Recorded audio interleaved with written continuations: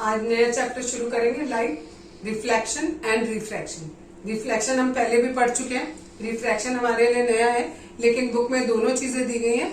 तो पहले बताऊंगी आपको सबसे पहले कि लाइट होती क्या है। लाइट एक तरीके की फॉर्म ऑफ एनर्जी है जिसकी वजह से हमें कोई भी ऑब्जेक्ट दिखाई देती है। जब किसी ऑब्जेक्ट पर लाइट पड़ती है तो वहां से वो लाइट रिफ्लेक्ट होती है और रिफ्लेक्ट होकर जब वो हमारी आंखों पे पड़ती है तब वो हमें ऑब्जेक्ट दिखाई देती है। जैसे सपोज ये डस्टर है, ये डस्टर हमें क्यों दिख रहा है? क्योंकि जो लाइट इसके ऊपर पड़ी, यहां से लाइट रिफ्लेक्ट होकर जब हमारी आंख पे पड़ेगी तब हमको ये डस्टर दिखाई देगा। ठीक है। रिफ्लेक्शन किसे कहते हैं? Bouncing back of light in the same medium. ठीक है। सपोज करो ये कोई सरफेस है, इस सरफेस पर ये लाइट आई, इस सरफेस से टकराई और इसी मीडियम में वापस चली गई। जिस मीडियम से आई थी उसी मीडियम में अगर वापस चली गई तो इसे हम क्या कहते हैं? रिफ्लेक्शन कहते हैं, या बाउंसिंग बैक ऑफ लाइट कह सकते हो। रिफ्लेक्शन जो है वो दो लॉज को फॉलो करता है, that is law of reflection कहते हैं उन्हें। पहला लॉ क्या होता है उसमें कि जो आपका एंगल ऑफ इंसिडेंस है वो एंगल ऑफ रिफ्लेक्शन के बराबर होता है। एंगल ऑफ इंसिडेंस और एंगल ऑफ रिफ्लेक्शन क्या होता है? ये एक सरफेस बना हुआ है, इस पर ये लाइट आ रही है, जो लाइट आती है उसे इंसिडेंट रे कहते हैं, जो लाइट वापस जाएगी दैट इज रिफ्लेक्टेड रे, और ये जो बीच में मैंने बनाया one that is called normal. ये बिल्कुल 90 डिग्री के एंगल पर बनता है सरफेस से। ठीक है। ये जो इंसिडेंट रे है इसके और नॉर्मल के बीच का जो एंगल होता है that is incidence angle. Normal और रिफ्लेक्टेड रे के बीच का जो एंगल होता है that is angle of reflection. तो आपको पहला लॉ ये बोला कि ये दोनों क्या होते हैं? बिल्कुल बराबर होते हैं। साइन वो एंगल आई और एंगल आर दोनों बिल्कुल बराबर होते हैं। दूसरा लॉ ये कहता है कि ये जो इंसिडेंस रे है, ये नॉर्मल और ये रिफ्लेक्टेड रे तीनों एक ही पॉइंट पर एक ही सरफेस पर होते हैं। ये दो लॉज हैं हमारे रिफ्लेक्शन के।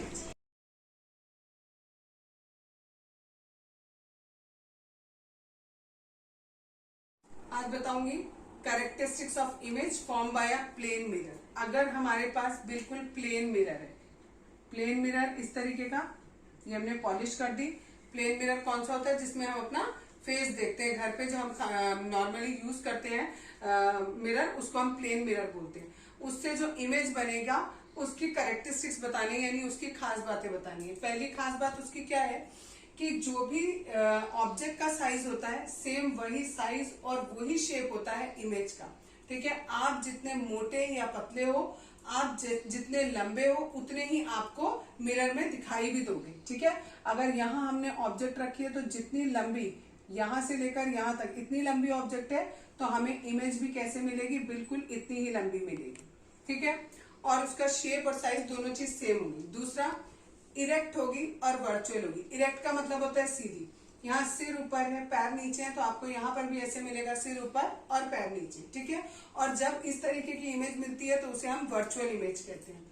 नेक्स्ट है कि इमेज जितने डिस्टेंस पर मिरर से है, यहां से अगर सपोज करो ये डिस्टेंस 5 सेंटीमीटर का है तो जो इमेज बनेगी उसका डिस्टेंस भी 5 सेंटीमीटर का ही होगा। ये अगली प्रॉपर्टी है। नेक्स्ट है, इमेज जो है वो लेटरली इन्वर्टेड बनेगी। लेटरली इन्वर्टेड का मतलब होता है कि अगर आप लेफ्ट हैंड उठाओगे तो इमेज में आपको राइट हैंड उठा हुआ दिखाई देगा। ठीक है। और अगर आप अपना राइट उठाओगे तो आपको लेफ्ट उठा हुआ दिखाई देगा। ये हमारा लेटरल इन्वर्जन कहलाता है। लेटरल इन्वर्जन बहुत ज्यादा पूछा जाता है, इसकी डेफिनेशन जरूर याद करना। इसके बाद नेक्स्ट टॉपिक है स्फेरिकल मिरर्स। ठीक है। स्फेरिकल मिरर्स किसे कहते हैं? ऐसे मिरर्स जो क्या हो, जिनका रिफ्लेक्टिंग सरफेस कर्व्ड हो। जैसे यहां पर मैंने बनाया था बिल्कुल प्लेन बनाया था। अब आपका रिफ्लेक्टिंग सरफेस या तो इस तरीके से होगा और या फिर आपका रिफ्लेक्टिंग सरफेस इस तरीके से। ठीक है। ये होता क्या है? एक बिल्कुल कांच की पूरी एक बॉल होती है, उस बॉल में से हम थोड़ा सा पोर्शन काट लेते हैं। ठीक है। और उसके एक तरफ हम पॉलिश लगा देते हैं, उसको हम कहते हैं स्फेरिकल मिरर्स। स्फेरिकल मिरर दो तरीके के होते हैं, एक कॉन्केव होता है और एक कॉन्वेक्स होता है। जिसमें अगर हमने देखो यहाँ पर अंदर की तरफ पॉलिश करी है, हमारा रिफ्लेक्टिंग सरफेस यहाँ पर हुआ तो ये कैसा है? कर्व्ड आउटवर्ड, बाहर की तरफ कर्व किया हुआ है, और यहाँ पर कर्व का है अंदर की तरफ। ठीक है। तो ये जब इनवर्ड होगा हमारा देन इट इज कॉन्केव, और जब आउटवर्ड कर्व होगा तो उसे कहेंगे कॉन्वेक्स। स्फेरिकल मिरर में कुछ इंपॉर्टेंट टर्म्स हैं, उनके बारे में बता रही हूँ। सबसे पहले है पोल। जो भी हमारा रिफ्लेक्टिंग सरफेस होता है, चाहे हमारा कॉन्वेक्स हो और चाहे हमारा कॉनकेव हो, ठीक है, तो जो बिल्कुल बीच वाला पॉइंट होगा, जितना भी हमारा रिफ्लेक्टिंग सरफेस है उनके बिल्कुल बीच का जो पॉइंट होगा, that one, this is known as pole, उसको हम पोल कहते हैं। दूसरा है सेंटर ऑफ कर्वेचर। ये जो हमने मिरर काटा है ये किसी ना किसी स्फीयर से कटा हुआ है, ठीक है, तो इस स्फीयर का जो सेंटर होगा उसको हम कहते हैं सेंटर ऑफ कर्वेचर, ठीक है। नेक्स्ट है हमारा रेडियस ऑफ कर्वेचर। ये जो हमारा पोल होता है और ये जो सेंटर ऑफ कर्वेचर है, इन दोनों के बीच का जितना भी डिस्टेंस होता है इसको रेडियस ऑफ कर्वेचर कहते हैं। रेडियस ऑफ कर्वेचर को हम कैपिटल आर से डिनोट करते हैं, ठीक। नेक्स्ट है हमारा प्रिंसिपल एक्सिस। ये जो पोल है और ये जो सेंटर ऑफ कर्वेचर है, अगर इससे हम एक पूरी लाइन आगे तक ड्रॉ करते हैं तो इस पूरी लाइन को हम प्रिंसिपल एक्सिस कहते हैं। याद रखना है हमें, नोट, ये हमारा एमसीक्यू में पूछ सकते हैं। लास्ट वाला पॉइंट जो मैंने नोट में लिखा है, principal axis is normal to the mirror at a pole, यानी यहाँ पर ये जो प्रिंसिपल एक्सिस है और ये जो पोल है, यहाँ पर ये जो एंगल बनेगा ये 90 डिग्री का एंगल होता है, ये हमें याद रखना है। ये भी बताया था, जो इस पूरे रिफ्लेक्टिंग सरफेस का जो मिड पॉइंट है दैट इज पोल। ये जिस स्फीयर से हमारा सर्किल कटा है ये उसका सेंटर है, तो ये सेंटर ऑफ कर्वेचर, आर नहीं, दिस इज सी। ये वाला डिस्टेंस जो होता है यहां से यहां तक, ये पूरा आर कहलाता है। अब आगे दिया है फोकस। अगर हमारी कोई भी रे प्रिंसिपल एक्सिस के पैरेलल आती है तो ये रिफ्लेक्ट होकर जिस पॉइंट से जाएगी उस पॉइंट को हम फोकस कहते हैं। और ये जो फोकस होता है ये हमेशा P और C के बिल्कुल बीच में होता है। मेरा थोड़ा सा नहीं बना है, आपका बिल्कुल बीच में बनाना है, ठीक है, इन दोनों के बिल्कुल बीच में बनेगा। यहाँ पर ये लाइन आई पैरेलल और ये रिफ्लेक्ट होकर कहां से जाएगी, फोकस से जाएगी। This one is focus. अगला है अपर्चर। ये वाला जो पोर्शन होता है इसमें, दिस वन, इसको हम कह देते हैं अपर्चर। ये जो डिस्टेंस है यहां से यहां तक, दैट इज कॉल्ड अपर्चर, ठीक। नेक्स्ट दिया है फोकल लेंथ। ये पोल और फोकस, इन दोनों के बीच का जो डिस्टेंस है इसे हम फोकल लेंथ कहते हैं। फिर से देखो यहाँ पर ये पोल था, ये सेंटर ऑफ कर्वेचर है, इन दोनों के बीच के डिस्टेंस को capital R, that means radius of curvature कहते हैं। बिल्कुल बीच में फोकस होता है, इसे हम फोकल लेंथ कहते हैं। ये एफ और ये पूरा आर। अब देखो ये एफ है तो ये वाला पोर्शन भी किसके बराबर होगा, एफ के बराबर होगा। क्यों? क्योंकि अभी मैंने बोला ये जो एफ होता है ये बिल्कुल इन दोनों के बीच में होता है, तो दैट मीन्स अगर ये एफ है तो ये भी एफ है। इससे हमें एक चीज और मिल रही है कि अगर हम इन दोनों एफ को जोड़ दें तो हमें पूरा आर मिलेगा। तो 2f बराबर किसके, आर के, यानी focal length is r/2। Radius of curvature की क्या होती है, हाफ होती है। यही चीज मैंने यहाँ पर लिखी हुई।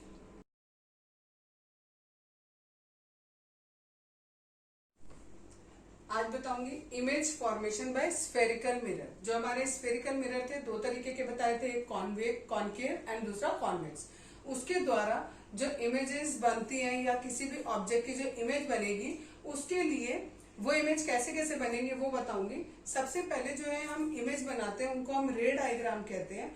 और जब भी कोई एक ऑब्जेक्ट होती है और ये हमने कोई भी मिरर बनाया, इस पर ये लाइट पड़ेगी तो ऐसा होता है कि इस ऑब्जेक्ट के हर पॉइंट से लाइट जो है वो इस सरफेस पर पड़ती है। लेकिन हम इतनी सारी लाइंस को एक साथ नहीं बना सकते, बड़ा कॉम्प्लिकेटेड हो जाएगा, हमें खुद ही समझ नहीं आएगा कि इमेज कहाँ बनी। तो हम इसके लिए क्या करते हैं, कोई दो लाइनें, ठीक है, कोई दो लाइनें हम लेते हैं और उसके बेसिस पर देखते हैं। और दो लाइनें जो हम लेंगे वो जिस जगह पर रिफ्लेक्शन के बाद इंटरसेक्ट करेंगी उस जगह पर हमारा इमेज फॉर्मेशन होता है, ठीक है। अब उन दो लाइनों के लिए में से हम, ये कई सारी लाइनें हैं हमारी, इन चारों में से हम कोई सी भी दो लाइन ड्रॉ कर सकते हैं। पहली लाइन ये है कि अगर सपोज करो ये हमारा कॉनकेव मिरर है, यहां पर हमने कोई ऑब्जेक्ट रखा। जब भी हम कॉनकेव मिरर के सामने ऑब्जेक्ट रखते हैं तो वहां से एक तो लाइन आपको प्रिंसिपल एक्सिस के पैरेलल लेके जानी है। अगर ये प्रिंसिपल एक्सिस के पैरेलल जाएगी, कोई भी लाइन अगर प्रिंसिपल एक्सिस के पैरेलल जाएगी तो वो कहां से, फोकस से रिफ्लेक्ट हो जाएगी। फर्स्ट लॉ हमारा ये है, हम ये लाइन बना सकते हैं। दूसरा हमारा ये है कि इसी का उल्टा, अगर हमारी जो लाइन है, अगर हमारी जो ऑब्जेक्ट से जो रे आ रही है, अगर वो सपोज फोकस से आ रही है, तो आफ्टर रिफ्लेक्शन जो लाइन है वो प्रिंसिपल एक्सिस के पैरेलल चली जाएगी। ठीक है। तीसरा हमारा ये रूल होता है कि अगर कोई भी लाइन सेंटर ऑफ कर्वेचर से जाएगी जिस डायरेक्शन में, उसी डायरेक्शन में वापस आ जाएगी। ठीक है।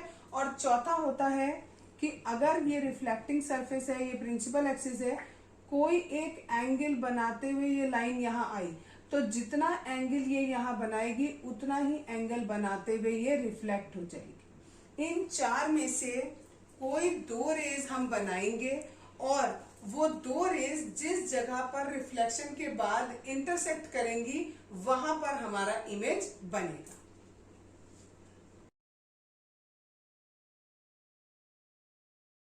Image formation bye concave mirror. अगर हम कॉन्केव मिरर लेते हैं, उसके सामने हम ऑब्जेक्ट को रखते हैं, तो किस किस पोजीशन पे हम ऑब्जेक्ट को रखेंगे, कहाँ कहाँ उसकी इमेज बनेगी, इमेज कैसी बनेगी, साइज में छोटी होगी कि बड़ी होगी, और उसका नेचर कैसा होगा। नेचर का मतलब होता है रियल है, वर्चुअल है, किस तरीके की है, ये हमें पता लगेगा। इसके लिए हमें ये पूरा टेबल ध्यान में रखना होगा। ठीक है। और इसको हम एक एक करके बनाएंगे। अगर हमारा इन्फिनिटी पे ऑब्जेक्ट रहता है तो हमारा इमेज हमेशा फोकस पे बनता है। आप इस टेबल को नहीं भी याद करोगे तो भी चलेगा, क्योंकि अगर आपको इसका बनाने का सही तरीका पता है तो आपको ये टेबल याद करने की जरूरत नहीं होती है। ठीक है। तो अभी पहले इस टेबल को एक बार देख लेते हैं, उसके बाद बनाना बताऊंगी कैसे बनाते हैं। ये याद रखना है कि अगर इन्फिनिटी पे है तो फोकस पे हमारा इमेज बनेगा। हाईली डिमिनिश, डिमिनिश का मतलब होता है ना के बराबर, बहुत छोटा सा बनेगा। रियल और इन्वर्टेड बनेगा। अगर बियॉन्ड सी है, यानी सी के पीछे रखा हुआ है हमारा ऑब्जेक्ट, तो वो फोकस और सेंटर ऑफ कर्वेचर के बीच में बनेगा। यहां भी छोटा बनेगा और रियल और इन्वर्टेड ही बनेगा। नेक्स्ट है एट सी, सी यानी centre of curvature. Centre of curvature पे अगर हम ऑब्जेक्ट को रखेंगे तो हमारा इमेज भी सेंटर ऑफ कर्वेचर पे बनेगा, लेकिन दूसरी तरफ। ठीक है, नीचे की तरफ। ठीक। और सेम साइज का बनेगा, रियल और इन्वर्टेड बनेगा। यहाँ पर बिटवीन सी एंड एफ है, तो ऑब्जेक्ट अगर हमें यहाँ रखा है तो हमारी इमेज बियॉन्ड सी बनेगी, यानी सी के पीछे बनेगी। इस बार हमारी इमेज बड़ी बनेगी और रियल और इन्वर्टेड होगी। नेक्स्ट है, अगर हम फोकस पे रखेंगे तो इन्फिनिटी पे बनेगी, यहाँ पर और भी बड़ी बनेगी और ये भी रियल और इन्वर्टेड होगी। अब है बिटवीन पी एंड एफ, यानी पोल और फोकस के बीच में रखेंगे तो बिहाइंड द मिरर बनेगी, बड़ी बनेगी, और इस बार हमारी इमेज वर्चुअल और इरेक्ट बनेगी। यानी इस पूरे टेबल से हमें ये समझ में आया कि जब हमारे पास कॉन्केव मिरर होता है तो हमारे पास दोनों तरीके की इमेज बनती है, रियल भी बन सकती है और वर्चुअल भी बन सकती है। ये कॉन्केव मिरर बनाया हमने माना ऑब्जेक्ट हमारा कहाँ रखा है, इन्फिनिटी पे रखा हुआ है। अब इन्फिनिटी पे ऑब्जेक्ट है तो हम ये नहीं कह सकते कि जो प्रिंसिपल एक्सिस है इसके ऊपर ही ऊपर ऑब्जेक्ट होगा। हो सकता है नीचे हो सकता है ऊपर हो।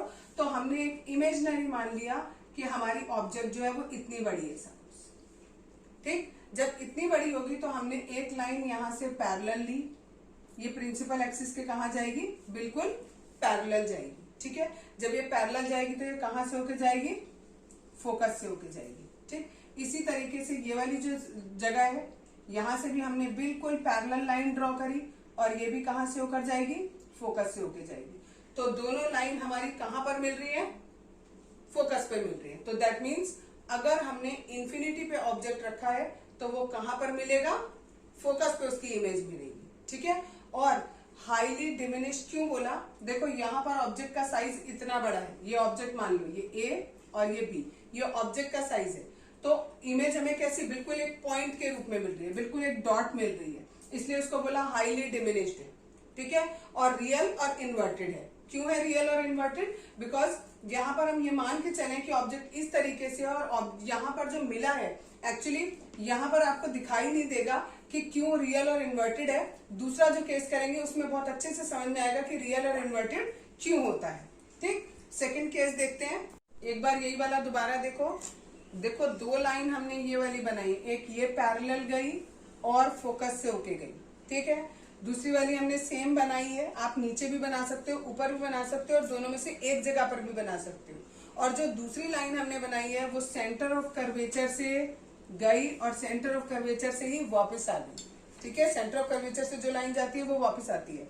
अगर देखो मैं इसे ऐसे बनाऊं, एक लाइन पैरेलल गई, फोकस से आई, फोकस यहाँ कहीं था, ठीक है, और एक सेंटर ऑफ कर्वेचर से आई, फोकस इधर पोल पे टकराई और वापस उधर ही आ गई। तो ये दोनों लाइन कहाँ मीट हो रही है? इस पॉइंट पर, दैट इज फोकस। इसलिए हमारा ऑब्जेक्ट कहाँ बन रहा है? यहाँ पर बन रहा है। ठीक है, अब सेकंड केस देखो बच्चों, इन्होंने लिखा है ऑब्जेक्ट को कहाँ रखना है? बियॉन्ड सी। सी के पीछे कहीं पर भी रख सकते हैं। अब सी के पीछे आप यहाँ भी रख सकते हो, यहाँ यहाँ यहाँ, या और दूर तक बना लो, कहीं पर भी रख सकते हो। That is all beyond C. हमने यहाँ रख लिया ऑब्जेक्ट को, इससे दो रेज निकलेंगी हमारी। एक जाएगी, थोड़ा मैं और दूर बनाती हूँ तो और अच्छे से क्लियर हो जाएगा। यहाँ बनाया, एक लाइन मैंने प्रिंसिपल एक्सिस के पैरेलल ड्रॉ करी, ये हमें हर फिगर में ड्रॉ करनी है। और ये कहाँ से होकर जाएगी? फोकस से होकर जाएगी। एरो जरूर बनाना है, नहीं तो रे डायग्राम नहीं कहलाएगा। ये इधर गई और इधर रिफ्लेक्ट हो गई। दूसरी लाइन हमेशा ऑब्जेक्ट के हेड और सेंटर ऑफ कर्वेचर से जाती है। ये लाइन इधर गई, जिस डायरेक्शन में ये जाती है उसी डायरेक्शन में वापस आ जाती है। तो ये दोनों लाइन कहाँ पर मिल रही है? इस जगह पर। फिर से देखो, मैंने दो लाइन बनाई, एक ऐसे गई, ऐसे गई, ठीक, और दूसरी लाइन मेरी कैसे गई? Like that. तो ये दोनों जिस जगह पर मिल रहे हैं, ये वाला पॉइंट है, इस जगह पर मेरा क्या बनेगा? इमेज बनेगा। अब जो इमेज बना, देखो यहाँ ये ए डैश, ये बी डैश, और ये था मेरा ए बी। तो यहाँ पर हमें साफ क्लियर हो रहा है कि इमेज हमारा कैसा बना है? इन्वर्टेड बना है। और जब भी इन्वर्टेड इमेज होता है तो वो कैसा होता है? रियल होता है। अब देखो, मैं कह रही थी आपको याद करने की जरूरत नहीं है। अगर आप ये डिस्टेंस बिल्कुल बराबर लोगे तो आपको बिल्कुल भी याद करने की जरूरत नहीं है। इमेज देखो, सी और एफ के बीच में बन रहा है। यस, कैसा बन रहा है? छोटा बन रहा है। ऑब्जेक्ट हमारी थोड़ी बड़ी है, इमेज हमारा थोड़ा छोटा है, तो हमने कह दिया डिमिनिश है। और रियल और इन्वर्टेड है क्योंकि यहाँ पर उल्टा बन रहा है। क्लियर? अब थर्ड केस है, हमारा जो ऑब्जेक्ट है वो सी पर रखा हुआ है। तो हम ऑब्जेक्ट को सी पर बनाया हमने। एक लाइन चलेगी बिल्कुल प्रिंसिपल एक्सिस के पैरेलल, जो कहाँ से होकर जाएगी? फोकस से होकर जाएगी। और दूसरी लाइन हमेशा चलती है इसके हेड और सेंटर ऑफ कर्वेचर से। तो अगर मैं ऐसे लाइन ड्रॉ करूं लाइक दिस, तो ये बिल्कुल कहाँ पर मिलेंगे? यहाँ पर मिलेंगे। ठीक है, तो सी पर ही हमारा ऑब्जेक्ट बनेगा, इमेज बनेगा। और बुक में आपकी जो दिया हुआ है, बुक में इस तरीके से बनाने की बजाय उन्होंने दूसरा दिया हुआ है केस, उन्होंने दिया है ये वाला, कि अगर आपने ये लिया, दैट इज पोल, ये फोकस, और ये सेंटर ऑफ कर्वेचर। इन्होंने दो केस लिए हैं। यहां सेंटर ऑफ कर्वेचर से एक लाइन पैरेलल गई, ये फोकस से होकर गई। और दूसरा जो इन्होंने केस लिया है वो ये लिया है, एक लाइन फोकस से गई तो ये कहाँ जाएगी? प्रिंसिपल एक्सिस के पैरेलल जाएगी। तो ये दोनों कहाँ मिल रहे हैं? इस जगह पर। ये भी कहाँ पर बन रहा है? सी पर। तो आप ऐसे भी बना सकते हो और ऐसे भी बना सकते हो, दोनों केस पॉसिबल है, किसी भी तरीके से बना सकते हो। अब देखो, जो हमारी ऑब्जेक्ट बनी है, सॉरी इमेज जो बनी है, उसका साइज बिल्कुल बराबर आएगा किसके? ऑब्जेक्ट के साइज के। मेरा थोड़ा सा बड़ा आ रहा है क्योंकि मैंने रफली बनाया। आप लोग बिल्कुल ये नाप के बनाओगे तो एकदम एग्जैक्ट बिल्कुल सेम साइज का आएगा। कहाँ बन रहा है? सी पर ही बन रहा है। और कैसा बन रहा है? रियल और इन्वर्टेड बन रहा है। ये नेक्स्ट केस है सी और एफ के बीच में। जब हम सी और एफ के बीच में रखेंगे तो इससे भी दो लाइन चलेंगी, एक प्रिंसिपल एक्सिस के पैरेलल जो फोकस से होके जाएगी, और दूसरी इसके हेड और सी से होके जाएगी। ये जिस डायरेक्शन में जाएगी उसी डायरेक्शन में वापस आ जाएगी।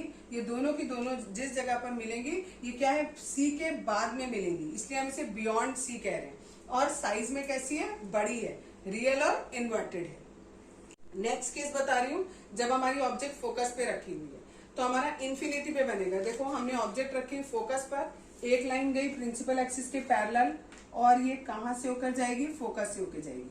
दूसरी लाइन हमेशा सेंटर ऑफ कर्वेचर से और इसके हेड से होकर जाएगी। इन दोनों को आप, ये मेरा थोड़ा सही नहीं बना फिगर, सीधी लाइन बनाओ, बिल्कुल सीधी सीधी। तो ये दोनों लाइन कैसी आएंगी? एक दूसरे के बिल्कुल पैरेलल आएंगी, ये कहीं पर भी जाकर नहीं मिलेंगी। तो हम मान लेंगे कि कहीं इन्फिनिटी पर जाकर ये मिल जाएंगी। इसलिए बोला है कि इमेज कहाँ बनेगा, इन्फिनिटी पे बनेगा, हाईली एनलार्ज बनेगा, खूब बड़ा बनेगा इमेज। ऑब्जेक्ट हमारी इतनी सी है, लेकिन कहीं अगर इन्फिनिटी पे यहाँ मिलती है तो इतनी बड़ी इमेज हमारी मिलेगी, और ये भी रियल और इन्वर्टेड होगी। लास्ट केस है बिटवीन पी एंड एफ हमें ऑब्जेक्ट रखना है। हमने ऑब्जेक्ट यहाँ रखा, एक लाइन प्रिंसिपल एक्सिस के पैरेलल जाएगी जो कि इस फोकस से होकर जाएगी, दूसरी इस सेंटर ऑफ कर्वेचर और इसके हेड से होके जाएगी। अब देखो इन दोनों लाइन के बीच का डिस्टेंस क्या होता जा रहा है, धीरे धीरे बढ़ता चला जा रहा है। तो यानी ये दोनों लाइन यहाँ आगे जाके तो मिलेंगी नहीं। इसका मतलब ये दोनों अगर हम इसको कहीं पीछे बनाएं तो ये पीछे जाकर मिल जाएंगी। तो यहाँ पर हमारा इमेज बनेगा। अब क्योंकि ये मिरर के पीछे बना है इसलिए इसे बिहाइंड द मिरर कह रहे हैं। दूसरी बात, ऑब्जेक्ट इतना था, ये बड़ा बना तो इसको एनलार्ज कह रहे हैं, और क्योंकि जैसा ये है उसी पोजीशन में ये इमेज है इसलिए इसे इरेक्ट कह रहे हैं, और इरेक्ट है तो वर्चुअल भी होगा। आज बताऊंगी image formation by convex mirror. हमने कॉन्वेक्स मिरर लिया, दिस पॉइंट इज कॉल्ड पोल।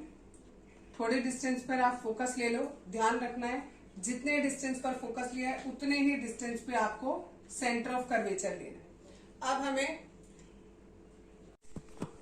सबसे पहले ये आपने क्या किया, पोल बनाया, पोल के बाद ये फोकस लिया और फोकस के साथ में सेंटर ऑफ कर्वेचर ले लिया। ठीक है, ध्यान रखो जितना डिस्टेंस आपने ये लिया है उतना ही डिस्टेंस यहाँ पर होना चाहिए। अब हमें दिया गया है कि हमने ऑब्जेक्ट कहाँ रखी है, इन्फिनिटी पे रखी है।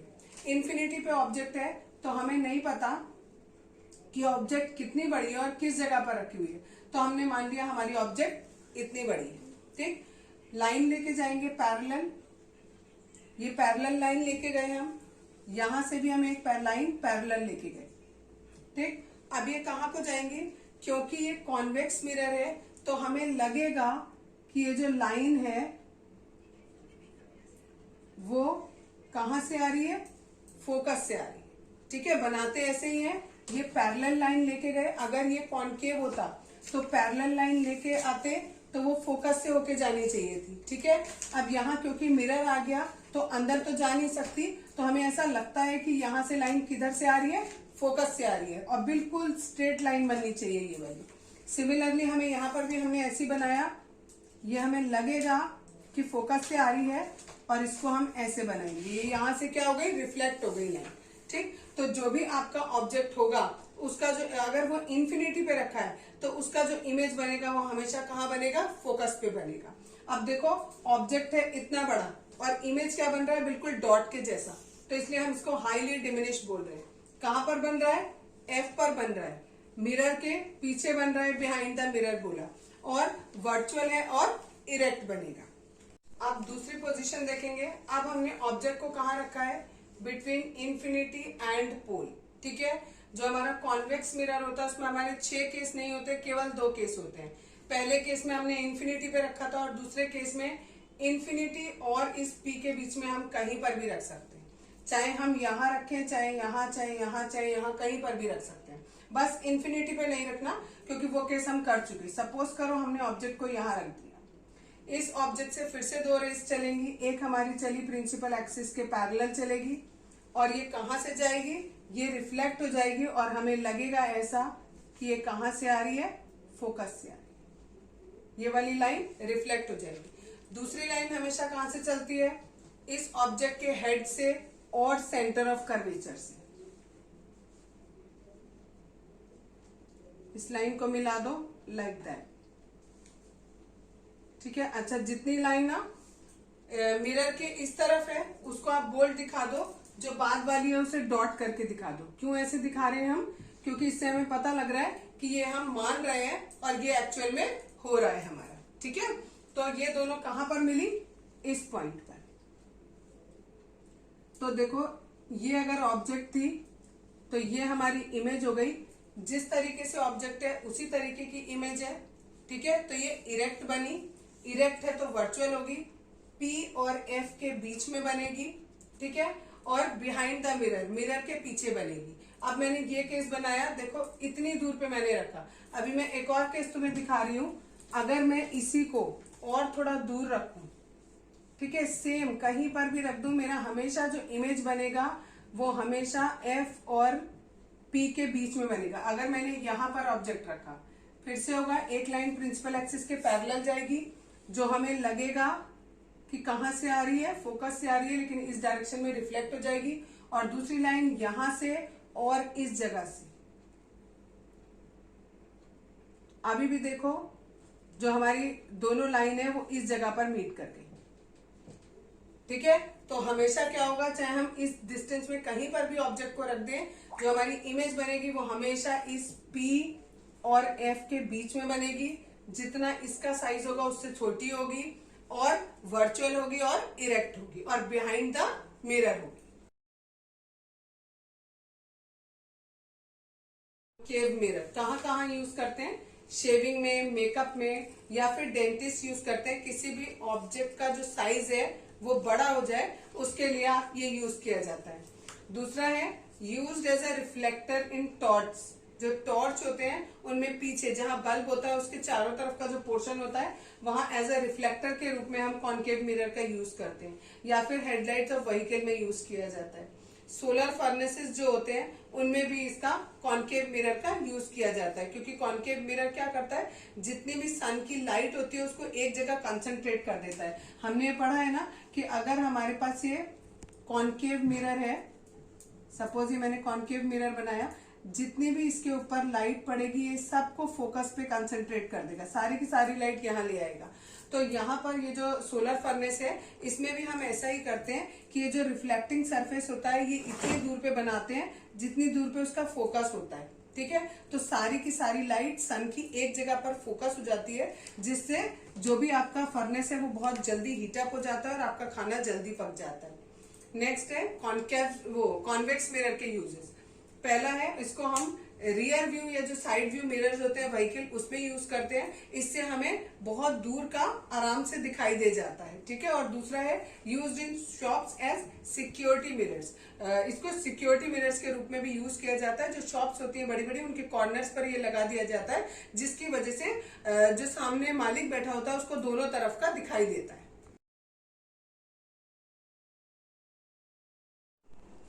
Sign convention for reflection by spherical mirror. कोई भी स्फेरिकल मिरर हो, उससे जब भी रिफ्लेक्शन होगा तो उस रिफ्लेक्शन के लिए हमें देखना पड़ता है कि हमें साइन कौन से लेने। उसके लिए हमारे कुछ रूल्स हैं। पहला रूल ये बताया इन्होंने, पहले तो इसी का दूसरा नाम बताया, साइन कन्वेंशन को हम कार्टेशियन साइन कन्वेंशन भी कहते हैं। ठीक, दूसरी बात, जो भी हमारा पोल होता है उसको हम हमेशा ओरिजिन मान के चलते हैं। जैसे हम ये करते थे ना, एक्स एक्सिस और वाई एक्सिस बनाते हैं, एक्सिस और वाई एक्सिस में जो बीच वाला पॉइंट होता है इसको हम ओरिजिन बोलते हैं। सेम इसी तरीके से अब हमें यहाँ पर क्या करना है, ये वाई एक्सिस ना बनाकर हमें यहाँ पर मिरर बनाना है। चाहे ये हमारा कॉन्वेक्स मिरर हो चाहे हमारा कॉन्केव मिरर हो, दोनों के लिए ये जो बीच वाला पॉइंट है पोल, इसको हम ओरिजिन मानेंगे। ठीक, यानी इसके कोऑर्डिनेट 0,0 होंगे। अगर इधर से हम लेफ्ट चलेंगे तो भी 1 2 3 4 काउंट करेंगे, इधर से राइट चलेंगे तो भी 1 2 3 4 काउंट करेंगे, ऊपर चलेंगे 1 2 3 4, नीचे चलेंगे 1 2 3 4। जैसे हम सिंपल इसमें मानते थे एक्स एक्सिस और वाई एक्सिस में, बिल्कुल सेम लॉजिक यहाँ पर लगाना है। ठीक है, नेक्स्ट रूल दिया है आपको कि ये जो प्रिंसिपल एक्सिस है, पोल से और फोकस से जो पास होके जाती है उसको हम प्रिंसिपल एक्सिस कहते हैं। ठीक है, इसको हमें एक्स एक्सिस मानना है। तो जैसे हमारा ये एक्स एक्सिस था और ये जो हमारा मिरर है वो हमारा किसकी तरह काम करेगा, वाई एक्सिस की तरह काम करेगा। The object is always placed to the left of the mirror. जो भी आपका मिरर हो, मिरर के लेफ्ट में आपको हमेशा ऑब्जेक्ट को रखना है। ठीक है, हमेशा याद रखो मिरर के लेफ्ट में हमें ऑब्जेक्ट को रखना है। नेक्स्ट है, all distance parallel to the principal axis are measured from the pole. हमें चाहे हमारा ऑब्जेक्ट यहां रखा हो, ठीक है, अभी उन्होंने बोला कि हमें कहाँ रखना है, लेफ्ट में रखना है, हमने लेफ्ट में रख दिया। ठीक है, अगर सपोज करो ये हमारा मिरर था, अगर हमारा इमेज इधर बने या इधर बने, ठीक है, और क्योंकि ये इमेज है तो मैं इसको थोड़ा डॉट से दिखा देती हूँ जिससे आपको क्लियर हो कि ये हमारा ऑब्जेक्ट है और ये हमारा इमेज है। ठीक है, ऑब्जेक्ट जो है वो हमेशा लेफ्ट में रखेंगे, और वो कह रहे हैं जितना भी हमें ये जो डिस्टेंस है ये हमें कहाँ से मेजर करना है, हमेशा पोल से मेजर करना है। अगर हमें ये बताना है कि ये ऑब्जेक्ट पोल से कितने डिस्टेंस पे है, तो हम यहां से यहां नहीं चलेंगे, हमेशा पोल से ऑब्जेक्ट की तरफ चलेंगे। अगर हमारी इमेज यहाँ बनी है तो पोल से इमेज की तरफ चलेंगे। पोल यहाँ पर है, अगर इमेज यहाँ बनी है तो पोल से इमेज की तरफ चलेंगे, पोल से इमेज की तरफ चलेंगे। ठीक है, सपोज करो ये डिस्टेंस 1 सेंटीमीटर, ये 2, ये 3, ये 3.5 हो जाएगा, ये 4 हो गया। तो हम यहाँ पर कहेंगे जो हमारा इमेज है वो कितने डिस्टेंस पर है, 2 सेंटीमीटर पर है। ठीक है, डिस्टेंस हमेशा कहाँ से नापना है, हमें पोल से नापना है। ठीक, नेक्स्ट उन्होंने दिया है हमें all the distance measured to the origin, measured to the right of the origin are taken as positive। जैसे हम इसमें करते थे x एक्सिस y एक्सिस में, ओरिजिन के अगर लेफ्ट गए तो नेगेटिव, ओरिजिन के अगर राइट गए तो पॉजिटिव। सेम यहाँ पर पोल से अगर हम इस डायरेक्शन में चल रहे हैं तो पॉजिटिव लेंगे, पोल से अगर हम इधर को चल रहे हैं तो हम क्या लेंगे, नेगेटिव लेंगे। ठीक, पोल से अगर हम ऊपर की ओर चल रहे हैं तो पॉजिटिव, पोल से अगर हम नीचे की तरफ चल रहे हैं तो नेगेटिव। ये साइन कन्वेंशन बहुत ध्यान से याद रखना, क्योंकि ये साइन कन्वेंशन पर न्यूमेरिकल बेस्ड है। न्यूमेरिकल नहीं कर पाओगे सही से, अगर आपने साइन गलत ले लिया तो आपकी वैल्यू गलत निकलेगी। ठीक है, example number 1, a convex mirror used for rear view on an automobile has a radius of curvature of 3 metre, यानी रेडियस ऑफ कर्वेचर दिया है हमें 3 मीटर का। ठीक, और कौन सा मिरर दिया है, कॉन्वेक्स मिरर दिया है। तो पहले हम मिरर बना लेते हैं, ये हमने कॉन्वेक्स मिरर बनाया। ठीक है, जब कॉन्वेक्स मिरर बनाएंगे तो ऑब्वियसली इसका जो फोकस होगा वो यहाँ होगा, और सेंटर ऑफ कर्वेचर और भी आगे जितना डिस्टेंस हमने ये लिया है उतने डिस्टेंस पर यहाँ हमारा सेंटर ऑफ कर्वेचर होगा। और रेडियस ऑफ कर्वेचर क्या होता है, पोल से लेकर इस सेंटर ऑफ कर्वेचर तक के डिस्टेंस को हम क्या कहते हैं, ये आपका रेडियस ऑफ कर्वेचर कहते हैं। और हमें पता है कि जो रेडियस ऑफ कर्वेचर है वो फोकल लेंथ का डबल होता है। ठीक, पहली बात ये कि हमारा आर, ये आर यहां से यहां तक का डिस्टेंस, सारे डिस्टेंस कहां से नापते हैं, साइन कन्वेंशन में पढ़ा था, पोल से चलेंगे। तो पोल से जब हम सेंटर ऑफ कर्वेचर की तरफ चल रहे हैं तो हम किस तरफ जा रहे हैं, राइट साइड में जा रहे हैं। राइट साइड जा रहे हैं इसलिए क्या होगा, प्लस होगा। फोकल लेंथ किसके बराबर होता है, रेडियस ऑफ कर्वेचर का आधा होता है, that means 3/2, that means 1.5 metre. ठीक, नेक्स्ट अगर आगे दिया आपको, if a bus is located at 5 metre from this mirror, इस मिरर से 5 मीटर आगे कहीं पर बस है। ठीक है, यहाँ कहीं हम मान लेते हैं ये दैट इज, ये कोई बस है और ये कितना डिस्टेंस दिया हुआ है, 5 मीटर, यानी ये हमारे लिए ऑब्जेक्ट हो गया। पोल और ऑब्जेक्ट के जो बीच का डिस्टेंस होता है उसे यू से रिप्रेजेंट करते हैं, और क्योंकि हम पोल से ऑब्जेक्ट की तरफ जाएंगे तो किस तरफ जा रहे हैं, लेफ्ट जा रहे हैं, तो क्या होगा, ये नेगेटिव होगा। ठीक, अब पूछा हमसे ये है, find the position, nature and size of image. तीनों चीजें पूछी है इमेज के बारे में। तो सबसे पहले हम इसमें मिरर फॉर्मूला लगाएंगे, 1/v plus 1/u equals to 1/f। हमें निकालना है 1/v, v की पोजीशन निकालनी है इमेज की, v को यहीं रखा हमने और इस u को मैं इधर ले आई, 1/v अभी भी ऐसे रखा। f की वैल्यू मैंने निकाली थी 1.5, मैंने यहाँ रखा 1.5।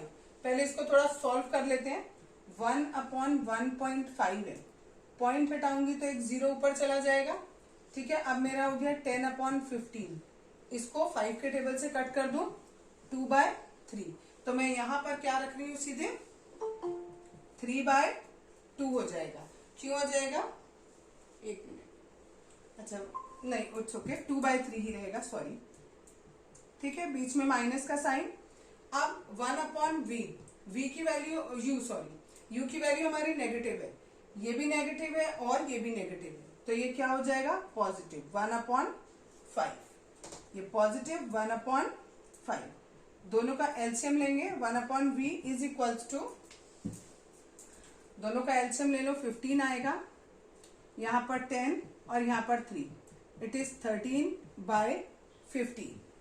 क्लियर, इसको हम जब हमें v निकालना होगा, देखो हमारा क्या आया है, 1/v आया है 13/15, और मुझे चाहिए खाली v, तो मैंने इसका क्या किया, रेसिप्रोकल कर दिया, तो इस तरफ भी मैं क्या कर दूंगी, रेसिप्रोकल कर दूंगी।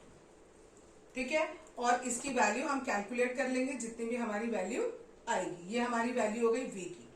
क्लियर। अब दूसरी चीज जो हमें पता लगानी है वो क्या पता लगानी थी, पहली चीज था हमारी पोजीशन, पोजीशन का मतलब होता है v, तो v हमारा निकल गया। दूसरी चीज जो हमें बतानी है दैट इज नेचर। नेचर हमें कैसे पता लगता था, m निकालने के बाद। m कैसे निकलता है, m के लिए मैंने फॉर्मूला बताया था तुम लोगों को, किसके बराबर होता है, -v/u। v की वैल्यू मेरी कितनी आई, 15/13। तो यहां पर हम वैल्यू रखेंगे 15/13 और नीचे u की वैल्यू रखेंगे। u की वैल्यू मेरी -5 है। अगर मैं यहाँ -5 रखूंगी तो ये माइनस से माइनस कैंसिल हो जाएगा, 5 से ये 15 कैंसिल हो जाएगा, 3/13 और मेरी वैल्यू किस में आ रही है, प्लस में आ रही है। जब वैल्यू प्लस में आती है तो कैसी इमेज बनती है, इरेक्ट इमेज बनती है। और अगर इरेक्ट बनेगी तो वो कैसा होगा, वर्चुअल होगा। तो तीनों चीजें हमें इमेज के बारे में पता लगेगी। Example number 2, an object 4 centimetre in size, यानी हाइट ऑफ ऑब्जेक्ट हमें दे दी 4 सेंटीमीटर। ठीक है, 4 centimetre height they the, in size is placed at 25 centimetre in front of a concave mirror. अब हमें मिरर कौन सा दिया है इन्होंने, कॉनकेव मिरर दिया है। जब कॉनकेव मिरर बनेगा तो लाइक दिस। ठीक है, यहां हमारा फोकस हो गया, this is centre of curvature, और इन्होंने हमें दिया है फोकल लेंथ, उसकी दी है 15 सेंटीमीटर और ऑब्जेक्ट इन्होंने रखा है 25 पे, यानी नियर अबाउट यहां पे रखा। ठीक, यानी फोकल लेंथ हमें मिल गई 15 सेंटीमीटर और ऑब्जेक्ट यानी u वो है हमारा 25 सेंटीमीटर। अब हमें ये देखना है कि ये जो u और f हमने रखा है ये प्लस में होगा या माइनस में होगा। अब ऑब्जेक्ट पोल हमारा यहाँ है, पोल से फोकस यहाँ है, हम किस तरफ आएंगे, लेफ्ट की तरफ। लेफ्ट की तरफ आएंगे तो फोकल लेंथ किस में होगी, माइनस में होगी, तो हमने यहाँ रखा माइनस। सिमिलरली ऑब्जेक्ट है हमारा यहाँ, पोल से हम किस तरफ आ रहे हैं, लेफ्ट की तरफ, तो u की वैल्यू भी हमारी किस में होगी, माइनस में होगी। ठीक, आगे देखते हैं क्वेश्चन में, at what distance from the mirror should a screen be placed in order to obtain the sharp image. अब वो आपसे कह रहे हैं आप कितनी दूर पे स्क्रीन लगाओ कि आपको एकदम एग्जैक्ट शार्प इमेज मिल जाए। तो एक तरीके से सपोज करो आपने यहाँ पर कहीं लगाया स्क्रीन और यहाँ पर आपको इमेज मिल रही है, तो दैट मीन्स ये आपसे क्या पूछ रहे हैं, इमेज और पोल के बीच का डिस्टेंस ही तो पूछ रहे हैं एक तरीके से। ठीक है, क्वेश्चन को थोड़ा सा घुमा के दिया, उन्होंने पूछा स्क्रीन कहाँ रखे और स्क्रीन पे क्या चीज बननी है हमारी, इमेज बनना है। ठीक है, तो दैट मीन्स वो इमेज और पोल के बीच का डिस्टेंस आपसे पूछ रहे हैं। तो यानी हमें इसमें भी क्या कैलकुलेट करना है, v ही कैलकुलेट करना है, जैसे हमने पिछले न्यूमेरिकल में किया। फिर से मिरर फॉर्मूला लगाएंगे, 1/v + 1/this is equals to 1/u is equals to 1/f, 1/v is equal to 1/f minus 1/u। सबकी वैल्यूज पुट करते हैं। f की वैल्यू हमें दिया -15, तो ये हो जाएगा -15, ये माइनस, ये भी माइनस में है, तो माइनस माइनस क्या हो गया, प्लस हो गया। ठीक है, अब इन दोनों का एलसीएम लेंगे और इन्हें सॉल्व करेंगे। इन दोनों का एलसीएम लेंगे तो एलसीएम आएगा हमारा 75, यहाँ आ जाएगा माइनस का 5 और यहाँ आ जाएगा प्लस का 3। इसे सॉल्व करेंगे, -2/75, तो v की वैल्यू हो गई -75/2, दैट मीन्स -37.5 सेंटीमीटर। इस माइनस से हमें ये समझ आ रहा है कि जो हमारा इमेज बनेगा वो इसी लेफ्ट साइड में ही बनेगा। ठीक है, और ये है 15, आगे का ये भी है 15, तो दैट मीन्स हमारा इमेज कहाँ बनेगा, यहाँ कहीं बनेगा। क्लियर, ये भी पूछा नहीं है आपसे, बस आपको मैंने समझा दिया कि अगर ये इतना आया है तो आप इससे ये अंदाजा लगा सकते हो कि ये बनेगा। अब इसका नेचर कैसे होगा, उसके लिए हम क्या करेंगे, फिर से मैग्निफिकेशन कैलकुलेट कर लो। m बराबर -v/u, माइनस v की वैल्यू हमारी ऑलरेडी माइनस में आ रही है, तो माइनस माइनस हमारा हो गया प्लस, और u की वैल्यू हमें दी हुई है माइनस में 25, यानी ये अगेन किस में आ रहा है, माइनस में आ रहा है। ठीक है, जो भी वैल्यू आएगी सॉल्व करने के बाद वैल्यू किस में आएगी, माइनस में आएगी, और अगर वैल्यू माइनस में आएगी दैट मीन्स रियल बनेगा और इन्वर्टेड बनेगा। ठीक है, एक चीज क्वेश्चन में आपसे और पूछी गई है, हमसे साइज ऑफ द इमेज पूछा गया है। ठीक, हमें पता है m बराबर होता है HO अपॉन HI। ठीक है, यानी हाइट ऑफ ऑब्जेक्ट और नीचे हाइट ऑफ इमेज। ठीक है, ओके उल्टा होता है, sorry, height of image upon height of object. m की वैल्यू कितनी आई हमारी 37.5 डिवाइडेड बाय 25 और किस में आई है हमारी नेगेटिव में आई है। इक्वल्स टू कितना HI हमें कैलकुलेट करना है और HO हमें कितना दिया हुआ है 4 सेंटीमीटर। ठीक, इसको कैलकुलेट करेंगे 37.5 इंटू 4 डिवाइडेड बाय 25, ये हमारी H डैश आ जाएगी। ठीक है, इसको सॉल्व करेंगे तो ये नियर अबाउट 6 सेंटीमीटर हमारा आ जाएगा। ठीक, और वैल्यू किस में आ रही है हमारी, हाइट हमारी माइनस में आ रही है। हाइट माइनस में आने का मतलब है कि हमारा जो इमेज है वो इस प्रिंसिपल एक्सिस के नीचे की तरफ है। ऊपर की तरफ होता है तो प्लस लेते हैं, नीचे की तरफ होता है तो माइनस लेते हैं। इंटेक्स क्वेश्चन का फर्स्ट है, देखो दिया है find the focal length of convex mirror whose radius of curvature is 32। Radius of curvature आपको दिया है 32 सेंटीमीटर। ठीक है, और हमें बोला है इन्होंने कॉन्वेक्स मिरर। कॉन्वेक्स मिरर फिर से बना के देख लो अगर कंफ्यूजन है तो। ये कॉन्वेक्स मिरर बनाया, ये पोल है, यहाँ फोकस होगा और यहाँ पर सेंटर ऑफ कर्वेचर होगा, तो ये सब चीजें किसमें होंगी, प्लस में ही होंगी। और हमसे पूछा है इन्होंने f बराबर किसके होता है r बाय 2 के, that means plus 32 divided by 2, that means plus 16 centimetre. Second question दिया है a concave mirror produces 3 times magnified real image of an object placed at 10 centimetre in front of it. यानी अगर हम height of object h मान रहे हैं तो h dash हमें 3h के बराबर आ रहा है क्योंकि उसका 3 टाइम्स बोला है। u की वैल्यू 10 सेंटीमीटर दी है और हमें मिरर दिया है कॉन्केव। अगर आप कॉन्केव मिरर बनाते हो, अगर आप कॉन्केव मिरर बनाते हो तो हमारा ऑब्जेक्ट अगर हमने यहाँ रखा है तो हम पोल से किस तरफ चल रहे हैं, लेफ्ट की तरफ। दैट मीन्स u की वैल्यू क्या होगी, नेगेटिव होगी। अब हमें बताना है v। हमने ये पढ़ा है h dash upon HO is equals to minus v upon q। Magnification पढ़ाते समय ये रिलेशनशिप बताया था। h डैश की जगह 3h रखा, HO की जगह h रखा, माइनस v की जगह माइनस v रखा क्योंकि हमें कैलकुलेट करना है, और u की जगह पे माइनस 10 रखेंगे। ये माइनस से माइनस कैंसिल हो जाएगा, h से h कैंसिल हो जाएगा, 3 is equals to v upon 10। इनको क्रॉस मल्टीप्लाई करेंगे तो 30 इक्वल्स टू v, यानी v आ जाएगा हमारा 30 सेंटीमीटर। जरूर लिख लेना। नेक्स्ट है मिरर फॉर्मूला। मिरर फॉर्मूला होता है ये 1 upon v plus 1 upon u equals to 1 upon f। यहाँ पर u किसे कहते हैं, it is the distance between object and pole. Suppose करो ये हमारा मिरर है, कॉन्केव मिरर लिया मैंने।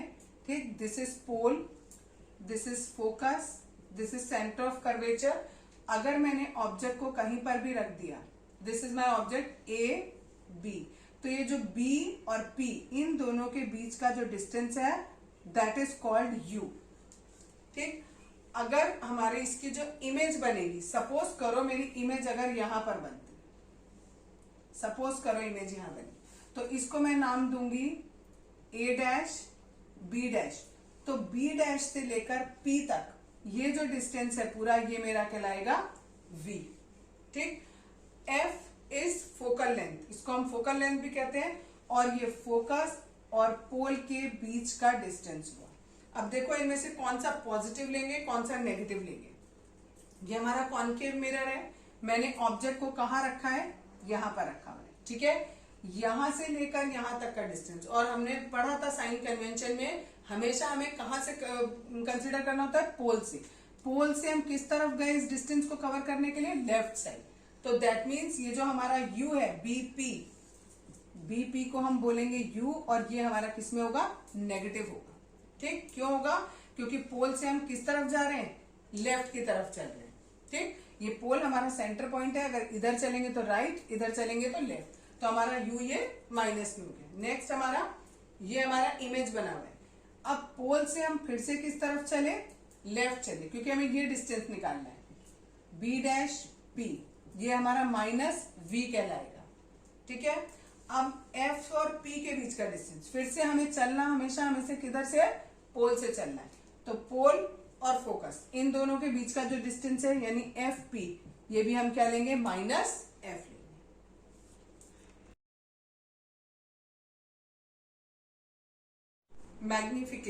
मैग्निफिकेशन जो भी हमारा मिरर होता है, उस मिरर से अगर हम किसी ऑब्जेक्ट का इमेज बनाते हैं तो या तो वो इमेज छोटा बनता है या फिर वो इमेज बड़ा बनता है, ठीक है। तो यानी ऑब्जेक्ट के साइज के हिसाब से हम ये देखते हैं कि जो हमारा इमेज है वो बड़ा बना है कि वो छोटा बना है। इसी को हम क्या कहते हैं, मैग्निफिकेशन कहते हैं।